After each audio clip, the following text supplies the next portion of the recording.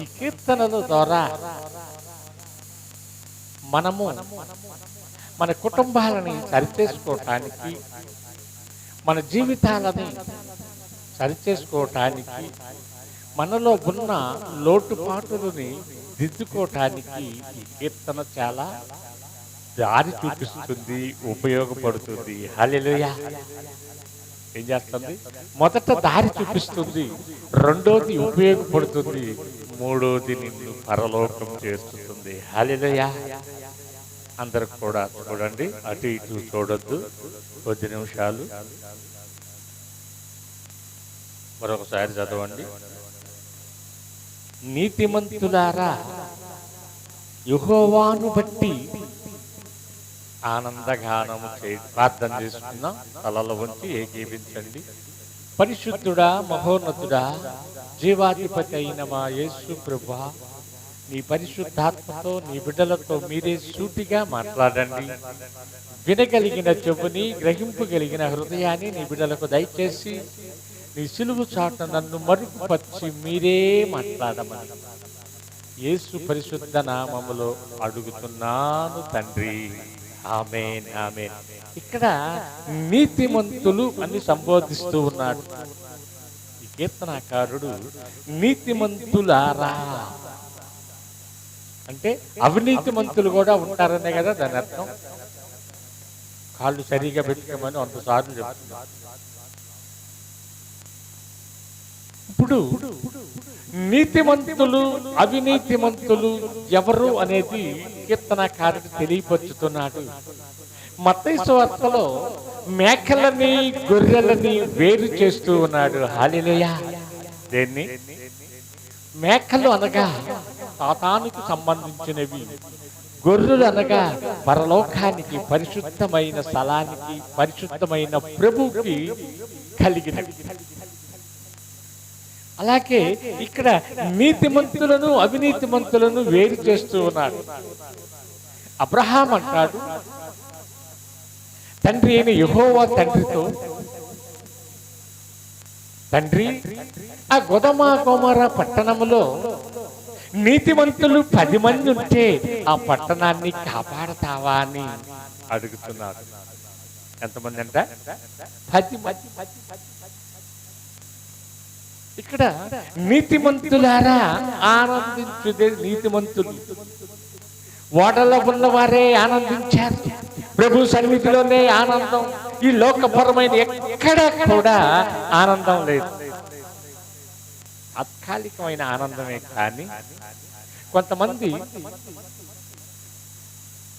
గొడవలు పడితే ఆనందం, కొంతమందికి కొట్టుకుంటే ఆనందం, కొంతమందికి టీవీ దగ్గర కూర్చుంటే ఆనందం, కొంతమందికి ముసలమ్మ కబుర్లంటే ఆనందం, కొంతమందికి ఆ ఇంటికి ఇంటి తిరగతంలో ఆనందం. ఇక్కడ దేవుడు ఏమంటున్నాడు? నీతిమంతులారా యెహోవాను బట్టి ఆనందించాలి. యెహోవా ఇచ్చే ఆనందం నీకు యుగయుగాలు ఉంటుంది, తరతరములు నిన్ను కాపాడుతుంది. హల్లెలూయా. కాపాడేది ఎలా అంటే నీతి. లోకపరంగా మనము చనిపోయినప్పుడు అతడు నీతిగా కుటుంబాన్ని కట్టుకున్నాడయ్యా. ఆమె నీతిగా ఆమె బిడ్డలని, తన యజమానుడిని నీతి మార్గంలో నడిపించుకుందయ్యా అని ఒక సాక్ష్యం వింటాం.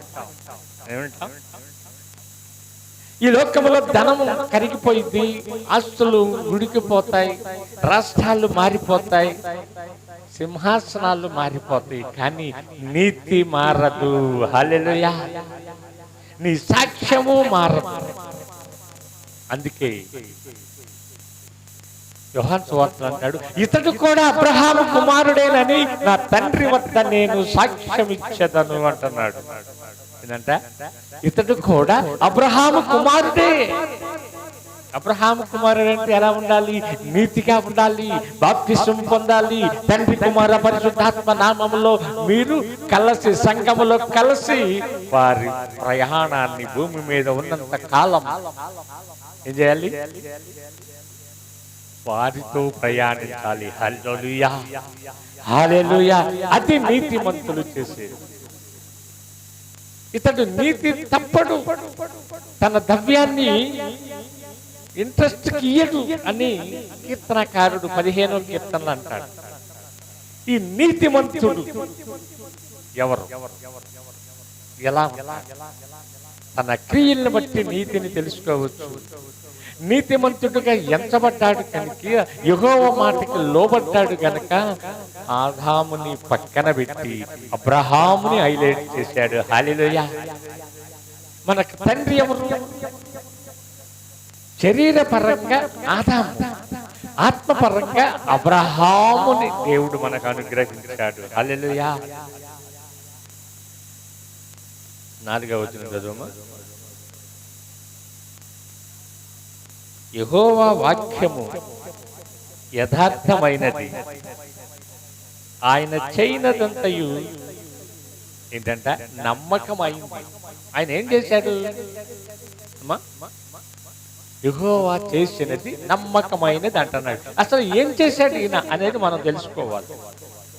తన నోటి ద్వారా భూమిని కలగ చేశాడు, ఆకాశముని కలగ చేశాడు, ఆకాశములో నక్షత్రాలని కలగ చేశాడు. ఈ భూమి మీద సమస్తము ఆయన నోటి ద్వారా కలుగునుగాక కలుగునుగాక కలుగునుగాక అంటే అన్ని కలిగినాయి. తెలుసా? చనిపోయిన వాడిని లేచునుగాక అంటే లేచాడు. నీ కుమార్తె నీవన్నట్టే స్వస్థపడింది పో అన్నాడు. అయిపోయింది. నీవు ఆవగింజలో సగభాగమైన ఈ శ్వాసం నా వందు నీవు కలిగి ఉంటే ఈ కొండలాంటి సమస్య అయినా అది సముద్రంలో పడమని ఆజ్ఞాపిస్తే పడుతుంది అన్నాడు. అలాగే తను ఏర్పరచుకున్న బృందానికి, ఆ ఏర్పరచుకున్న ఆ శిశు వర్గానికి ఏం చెప్పాడో తెలుసు? నాకన్నా గొప్ప కార్యాలను మీరు చూస్తారు, చేస్తారు అన్నాడు. ఏమన్నాడు? ఆయన చేసేటప్పుడు చూస్తారు, వీరు చేస్తారు. ఎలా? యోహాను పేతురులు పోవచ్చు ఉంటే వారి నీడ పడితే స్వచ్ఛతలు, నీడ పడితే ఏమైంది? చచ్చిన వారు లేచారు, కుంటివారు పరిగెత్తారు, అనేక రోగులు యేసు నామములో స్వస్థపడ్డారు. హల్లెలూయా. ఎక్కడుంది? దేవుని నోటి వాక్కులో ఉన్నాయి. హల్లెలూయా. ఇంకో మాట అంటాడు, భూమి మీద మీరు ఏది బంధిస్తారో పరలోకంలో నేను అది బంధిస్తా. భూలోకంలో మీరు ఎవరిని దీవిస్తారో పరలోకంలో నేను దీవిస్తానంటాడు. ఎందుకో తెలుసా? ఆయన నోటి ద్వారా కలగచేసే దేవుడు. హల్లెలూయా, హల్లెలూయా. ఆయనని నమ్ముకున్న జనులు ఎంతో ధన్యులు. హల్లెలూయా. ఎవరు నమ్ముకున్న వాళ్ళు?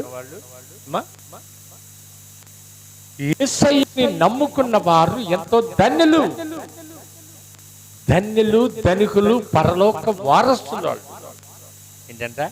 మొదట ధన్యులు, రెండోది ధనికులు, మూడోది పరలోక వారసులు. హల్లెలూయా. వారు ప్రభువుతో నిత్యము ఉంటారు.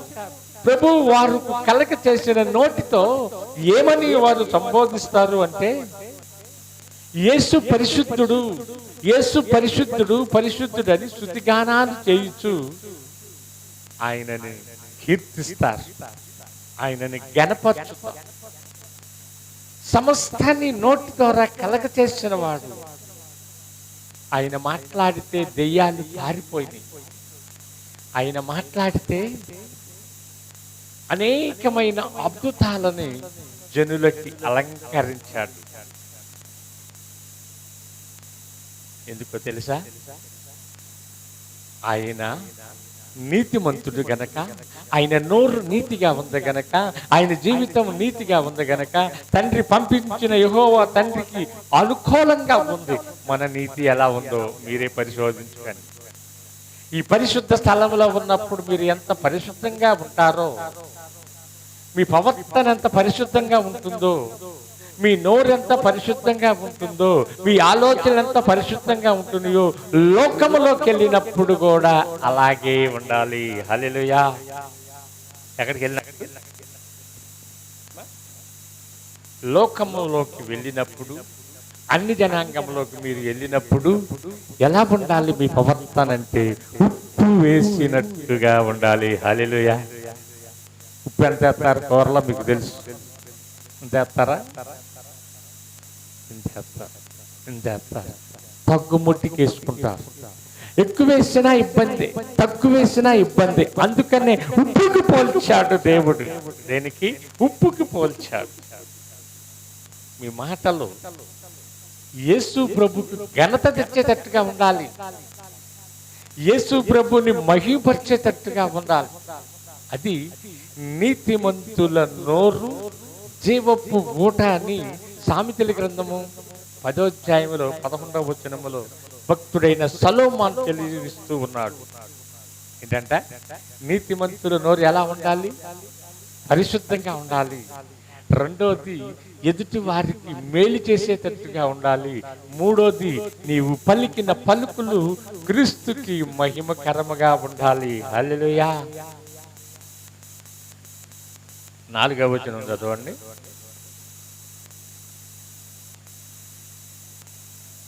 యెహోవా వాక్యము యథార్థమైనది,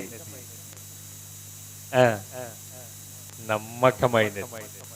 నువ్వు నమ్మకం ఉంచితే చాలు, సమస్తం ఆయనే చేస్తాడు. ఆయన వాక్యం యథార్థమైంది, ఆయన మాట యథార్థమైంది, ఆయన నీతి యథార్థమైంది, ఆయన పరిశుద్ధుడు. హల్లెలూయా. నీవు నేను అలాగుంటే దేవుడు దీవిస్తాడు. దేవుడు చిన్న మాటలు దీవించునుగాక. ఆమేన్. హల్లెలూయా. సాక్షాత్